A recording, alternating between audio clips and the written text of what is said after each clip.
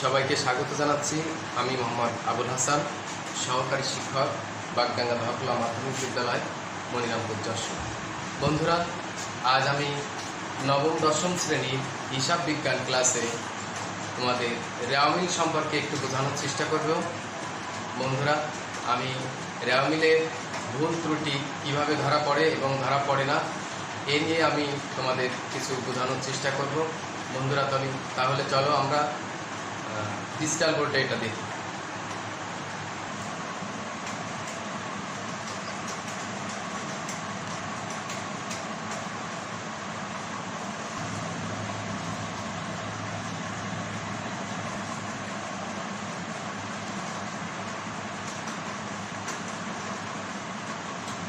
বন্ধুরা, তাহলে আমরা রেওয়ামিল কি আমরা একটু দেখি। রেওয়ামিল হচ্ছে খতিয়ানের হিসাবগুলোর গাণিতিক শুদ্ধতা যাচাই করার জন্য কোনো নির্দিষ্ট দিকে একখানা পৃথক খাতায়, যা কাগজে সকল হিসাবের উদ্বৃত্তগুলো ডেবিট ও ক্রেডিট দিকে বিভক্ত করে যে বিবরণী প্রস্তুত করা হয় তাকে আমরা রেওয়ামিল বলতে পারি। আমরা এখানে একটি সংজ্ঞা লিখে রাখছি বন্ধুরা, এটা তোমরা খাতায় লিখে নিতে পারো। আমি রেওয়ামিল সম্পর্কে আরও একটু কথা বলবো যে রেওয়ামিল করার যে নিয়ম আছে, আমরা এই নিয়মগুলো এখন দেখব। খতিয়ানের ডেবিট উদ্বৃত্ত ও ক্রেডিট উদ্বৃত্ত রেওয়ামিলের অন্তর্ভুক্তিকরণের মাধ্যমে রেওয়ামিল প্রস্তুত করা হয়। রেওয়ামিলের খতিয়ানের ডেবিট উদ্বৃত্ত রেওয়ামিলের ডেবিট দিকে বসবে, যা আমরা নিচে দেখি। যাবতীয় সম্পদসমূহ যেমন ভূমি, দালান কোঠা, ইজারা সম্পদ, আসবাবপত্র, যন্ত্রপাতি, বিনিয়োগ, দেনাদার হিসাব, প্রাপ্য বিল, নগদ বাট্টা, ব্যাংক জমা, সুনাম ইত্যাদি, এগুলো হচ্ছে সম্পদ, এগুলো ডেবিট দিকে বসবে। এছাড়া আছে যাবতীয় খরচ বা ব্যয়, যেমন ক্রয়, মজুরি, বেতন, বিজ্ঞাপন, ভাড়া, কমিশন, মেরামত, অফিস খরচ, অবচয়, অনাদায়ী দেনা, বাট্টা, প্রারম্ভিক মজুত পণ্য, এগুলো হচ্ছে যাবতীয় খরচ বা ব্যয়সমূহ, এগুলো ডেবিট দিকে বসবে। এছাড়া অগ্রিম খরচসমূহ, খরচ হচ্ছে দুই প্রকার, একটা হচ্ছে প্রাথমিক খরচ আর অগ্রিম খরচ। এই অগ্রিম খরচসমূহ হচ্ছে অগ্রিম প্রদত্ত বেতন, ভাড়া, মজুরি ইত্যাদি অগ্রিম অর্থ প্রদান এক ধরনের সম্পদ, এগুলো আমাদের ডেবিট দিকে বসবে, কারণ এর দ্বারা ভবিষ্যতের সুবিধা পাওয়া যাবে। প্রাপ্য আয়, যে আয়গুলো আমরা পাবো এগুলো হচ্ছে প্রাপ্য আয়। বিনিয়োগের প্রাপ্য সুদ, বকেয়া কমিশন, প্রাপ্ত ভাড়া, কারণ ভবিষ্যতে এগুলো থেকে টাকা পাওয়া যাবে বলে এগুলিকে সম্পদ ধরা হয়, এগুলো আমাদের ডেবিট দিকে বসবে। এছাড়াও আছে বিক্রয় ফেরত, উত্তোলন ও প্রদত্ত ঋণ ইত্যাদি, এগুলো সব আমাদের ডেবিট দিকে বসবে। তাহলে রেওয়ামিলের আমরা ডেবিট দিকে কি বসবে আমরা দেখলাম, আমরা আরেকটু দেখি। যাবতীয় সম্পদসমূহ ডেবিট দিকে বসবে, যাবতীয় খরচ বা ব্যয়সমূহ ডেবিট দিকে বসবে, অগ্রিম খরচসমূহ ডেবিট দিকে বসবে, প্রাপ্য আয়সমূহ ডেবিট দিকে বসবে, বকেয়া কমিশন, প্রাপ্ত ভাড়া ইত্যাদি, এগুলো হচ্ছে প্রাপ্য আয়, এগুলো ডেবিট দিকে বসবে। এছাড়া বিক্রয় ফেরত, উত্তোলন, প্রদত্ত ঋণ ইত্যাদি, এগুলো ডেবিট দিকে বসে। বন্ধুরা, তাহলে আমরা দেখলাম আমাদের ডেবিট দিকে রেওয়ামিলের কি বসে। এরপরে আমরা দেখব খতিয়ানের ক্রেডিট উদ্বৃত্ত, যা রেওয়ামিলের ক্রেডিট দিকে বসবে। খতিয়ানের যে ক্রেডিট উদ্বৃত্ত আছে এগুলো আমরা রেওয়ামিলের ক্রেডিট দিকে বসাবো। এই ক্রেডিট উদ্বৃত্তগুলো কি, অর্থাৎ ডেবিটের বিপরীত যেগুলো আছে, যাবতীয় দায়সমূহ। এই দায়সমূহ কি আছে? পাওনাদার হিসাব, প্রয়োজনীয় নোট, মূলধন, ব্যাংক জমাতিরিক্ত ইত্যাদি, এগুলো হচ্ছে যাবতীয় দায়সমূহ, এগুলো আমাদের রেওয়ামিলের ক্রেডিট দিকে বসে। এছাড়া যাবতীয় আয় বা লাভসমূহ, যাবতীয় আয়ের ভিতরে আসে বিক্রয়, প্রাপ্ত সুদ, এটা হচ্ছে লাভ, প্রাপ্ত সুদ, প্রাপ্য বাট্টা, শিক্ষানবিশ ইসলামী, এগুলো হচ্ছে যাবতীয় আয় বা লাভসমূহ। এগুলো আমাদের রেওয়ামিলের ক্রেডিট দিকে বসবে। বিনিয়োগের সুদ, ব্যাংক জমার সুদ ইত্যাদি, এগুলো আমাদের রেওয়ামিলের ক্রেডিট দিকে বসে। এছাড়াও আছে অনুপার্জিত আয়, যে আয় এখনও উপার্জন হয়নি, যেমন অগ্রিম ভাড়া প্রাপ্তি,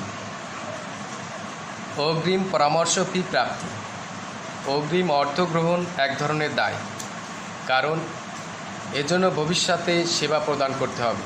এগুলো আমাদের অনুপার্জিত আয়, এই আয়গুলো আমাদের এখনও উপার্জন হয়নি, এগুলো আমাদের রেওয়ামিলের ক্রেডিট দিকে বসে। এছাড়াও আছে যে কোনো ধরনের সঞ্চিতি, এই সঞ্চিতিগুলো, সকল ধরনের সঞ্চিতি আমাদের রেওয়ামিলের ক্রেডিট দিকে বসে, যেমন অনাদেয়ী পাওনা সঞ্চিতি, দেনাদার বাট্টা সঞ্চিতি, সাধারণ সঞ্চিতি ইত্যাদি, এগুলো আমাদের রেওয়ামিলের ক্রেডিট দিকে বসে। তাহলে রেওয়ামিল তৈরির ক্ষেত্রে আমাদের ডেবিট ক্রেডিট দিকে বসে কি কি আমরা দেখলাম। খতিয়ানে ডেবিট উদ্বৃত্ত ও ক্রেডিট উদ্বৃত্ত রেওয়ামিলের অন্তর্ভুক্তির মাধ্যমে এগুলো প্রস্তুত করব।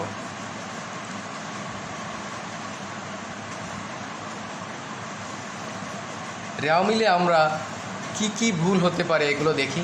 রেওয়ামিলে যে সমস্ত ভুল ধরা পড়ে না, সব ধরনের ভুল আমরা ধরতে পারি না, যেগুলো ভুল রেওয়ামিলে ধরা পড়ে না সেগুলো আমরা নিচে দেখি। করণিক ভুল, বাদ পড়ার ভুল। করণিক ভুলের ভিতরে আছে বাদ পড়ার ভুল, লেখার ভুল, বেদাখিলার ভুল, পরিপূরক বা স্বয়ং সংশোধন ভুল, এগুলো আমাদের রেওয়ামিলে ধরা পড়ে না। এছাড়া আছে নীতিগত ভুল, এই ভুলগুলো আমাদের রেওয়ামিলে ধরা পড়ে না। আমরা এই ভুলগুলো একটু দেখি কোনটা কোন ধরনের ভুল, ছকের মাধ্যমে দেখি। ভুল সাধারণত দুই ধরনের, একটা হচ্ছে করণিক ভুল আর একটা হচ্ছে নীতিগত ভুল। এই করণিক ভুলের ভিতরে আছে বাদ পড়ার ভুল, লেখার ভুল, বেদাখিলার ভুল, পরিপূরক ভুল। তাহলে আমরা বাদ পড়ার ভুল সম্পর্কে একটু বলি।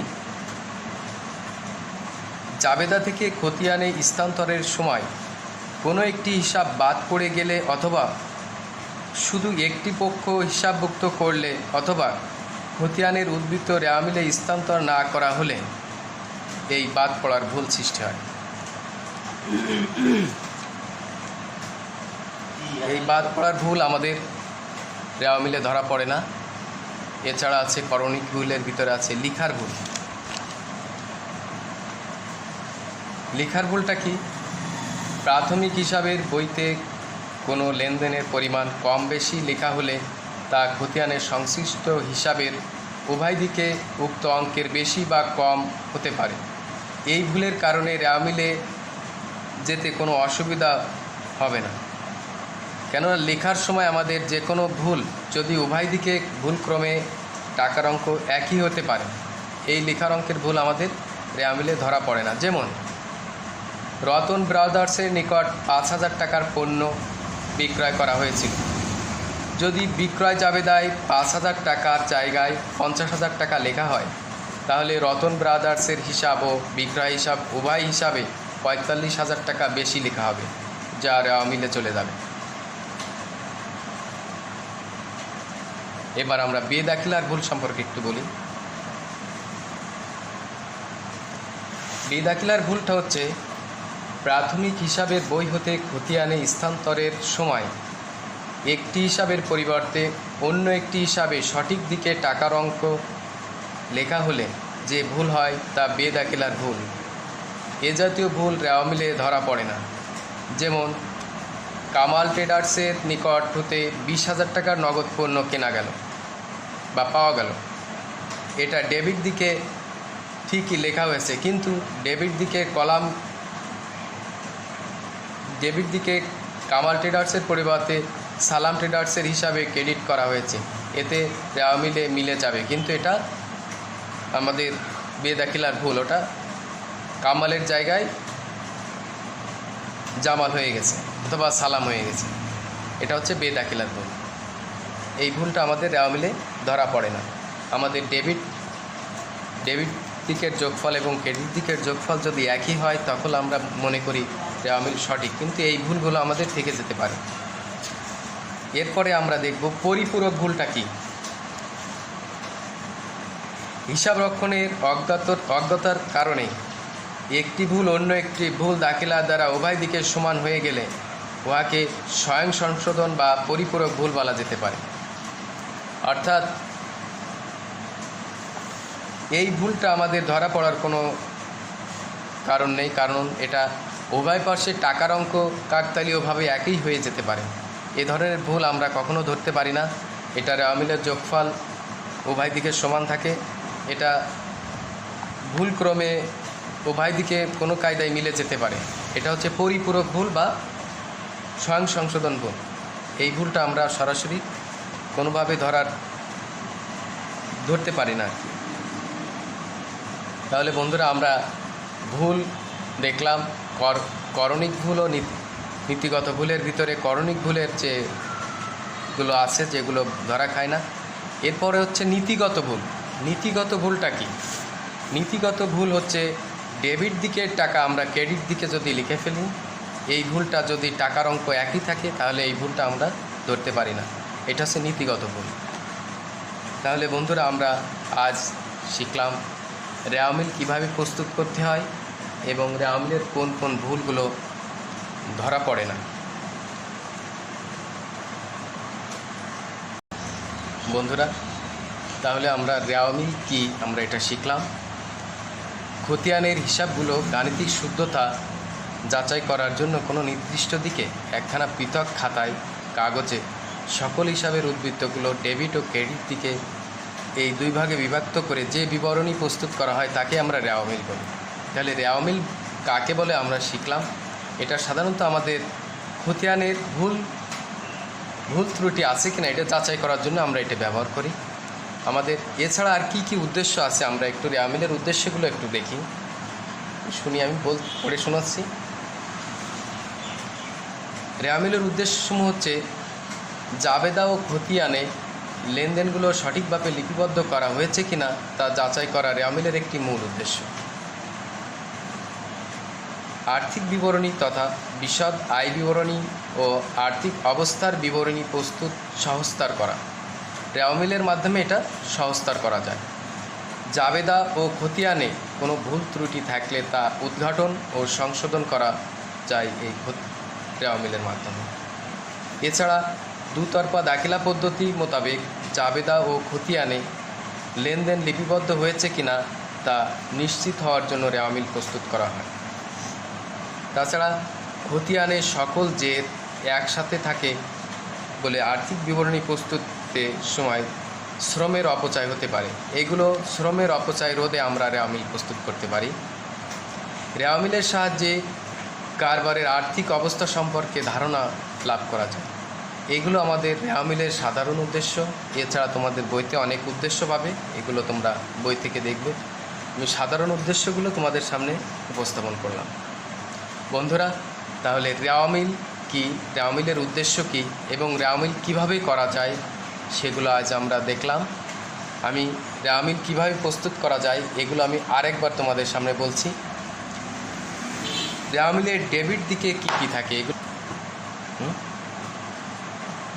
এগুলো আমি দেখে। বন্ধুরা তাহলে আমরা রেওয়ামিল এর উদ্দেশ্য সম্পর্কে জানলাম। এখন আমরা রেওয়ামিল কিভাবে প্রস্তুত করব। রেওয়ামিলের জন্য একটি ছক আছে, ছকটি আমি বোর্ডে দেখাবো। এখন আমাদের রেওয়ামিলে যে ডেবিট এবং ক্রেডিট দিকের যে হিসাবগুলো আমরা কিভাবে ছকের মাধ্যমে উপস্থাপন করব সেগুলো আমরা দেখব। প্রথমে আমাদের প্রতিষ্ঠানের নাম এবং রেওয়ামিলের নাম আমরা লিখব। এখানে উপরে আমরা প্রতিষ্ঠানের নাম লিখব।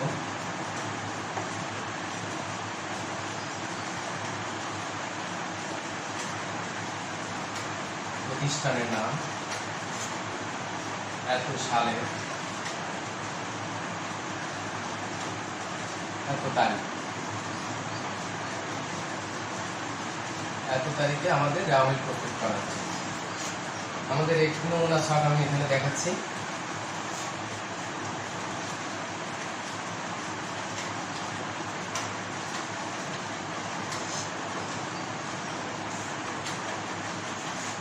আমাদের রেওয়ামিলের প্রস্তুতির জন্য প্রথমে আমাদের একটি ক্রমিক নম্বর বা হিসাব কোড থাকে, যেটা আমরা ক্রমিক নম্বর লিখতে পারি। আর আমাদের হিসাবের একটি শিরোনাম থাকে। আর রেওয়ামিল সবসময় খতিয়ান থেকে আসে, এই জন্য খতিয়ান পৃষ্ঠা আমাদের এখানে উল্লেখ করা থাকে। এছাড়া আমাদের আরেকটি থাকে, একটা ডেবিট টাকা আর একটা ক্রেডিট টাকা। আমাদের প্রথমটা দেখাচ্ছে ক্রমিক নং। প্রথমটা আছে ক্রমিক নং বা হিসাব কোড। এখানে থাকবে হিসাবের শিরোনাম।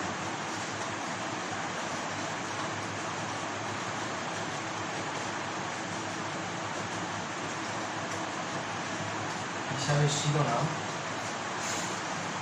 এটা হচ্ছে খতিয়ান পৃষ্ঠা। খতিয়ান পৃষ্ঠা। এরপরে আমাদের ডেবিট টাকা,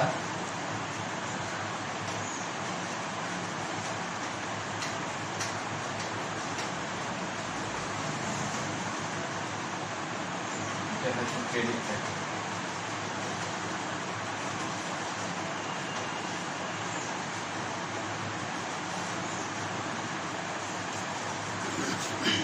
বন্ধুরা, খতিয়ান থেকে আমরা এই ছকের মাধ্যমে আমরা রেওয়ামিল প্রস্তুত করব।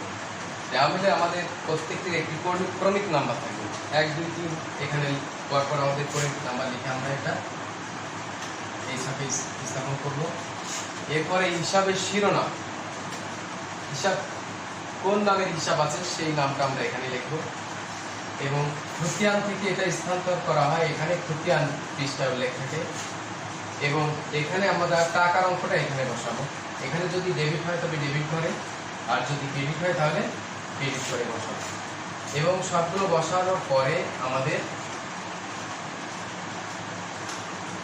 এটা ডেবিট টাকা এবং ক্রেডিট টাকা দুটো যোগ করে আমরা এখানে স্থাপন করব। এটা ডেবিটের যোগফল এখানে হবে এবং ক্রেডিট টাকার যোগফল এখানে হবে।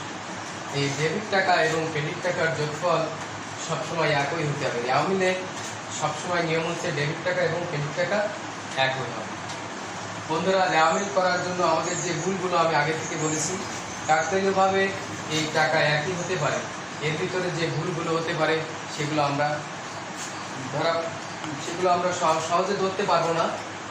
অর্থাৎ আমাদের যেগুলো ভুল ধরা খায় না, আমি সেগুলো তোমাদের সামনে উপস্থাপন করে। বন্ধুরা, তাহলে আমরা আজকে যে পর্যন্ত শেষ করবো। আমি তোমাদের জন্য একটি বাড়ির কাজ দেবো, যেটা তোমরা বাসায় বসে করবে এবং যখন তোমাদের স্কুলে ক্লাস হবে এটা ক্লাস টিচারকে অবশ্যই দেখাবে।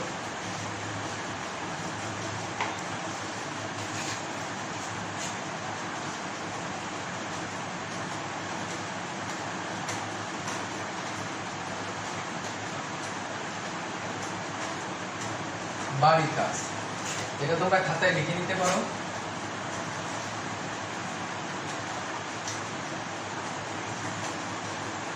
অশুদ্ধ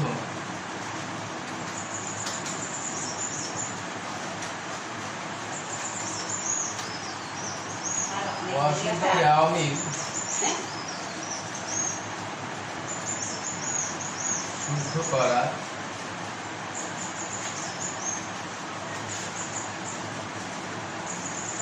পাঁচ নিয়ম।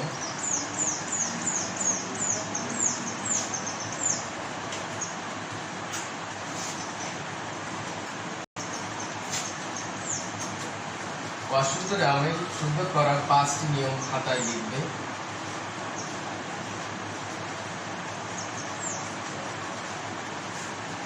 একটাই কাজ নাম, আজকে এটা বাসায় করবে এবং পরবর্তীতে যখন তোমাদের স্কুলে ক্লাস হবে এটা ক্লাস টিচারকে অবশ্যই দেখাবে। সবাইকে ধন্যবাদ জানিয়ে আজকের মতো এখানে বিদায় নিচ্ছি। সুস্থ থাকো, ভালো থাকো।